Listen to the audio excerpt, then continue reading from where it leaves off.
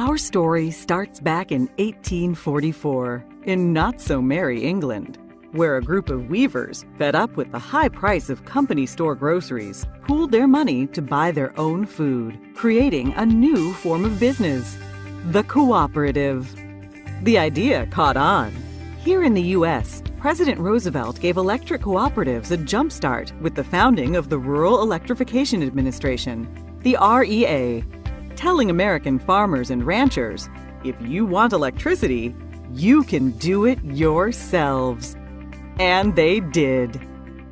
Rural men and women quickly began scraping together the $5 needed for membership and equity in the co-op. Up went the poles and wire and lines to bring rural folks what they so desperately needed: power. Soon, electric cooperatives popped up all across the country, transforming the way of life in rural America. Today, there are more than 900 electric co-ops in the U.S., bringing electricity to some 42 million Americans. So how do cooperatives work? First off, cooperatives are not for profit. Money comes in from members when they pay their electric bills. Money goes out to pay co-op expenses. A little bit is set aside for emergencies and the future. Any leftover is returned to members. Pretty sweet, huh? But it's not just about the money. Co-ops exist only to serve their members. They have a unique set of cooperative principles. All may join, regardless of race or gender or creed. That's the first principle of cooperatives: voluntary and open membership. Members vote for the directors to lead their co-op. They vote yay or nay on big issues. Majority rules. That's the principle of democratic member control. Everyone pays a little money to become a member. An owner.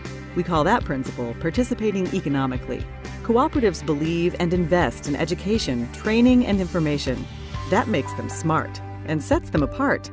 Cooperatives stand on their own two legs. Decisions are made locally for local people. We call that principle autonomy and independence. But cooperatives also work together. They join forces to restore outages after storms, get financing, do research, and speak up in the halls of government. We call this hallowed principle cooperation among cooperatives. It's what makes us strong. And co-ops have a heart, a big heart. They help kids and industries and communities to grow. They give to hospitals and fire stations, ballparks and businesses. Cooperatives deeply demonstrate this principle: concern for community. Community's a cool concept. Communities are just groups of people. And that is the cooperative's secret ingredient. It's the dedicated people who work day in and day out to provide reliable and affordable power. It's the elected people who shape the policies and tackle the big issues. For the most important group of people, the members. Members, the whole reason cooperatives exist. Now that's the cooperative difference. And that's the cooperative advantage. Brought to you by the passionate people of NRECA.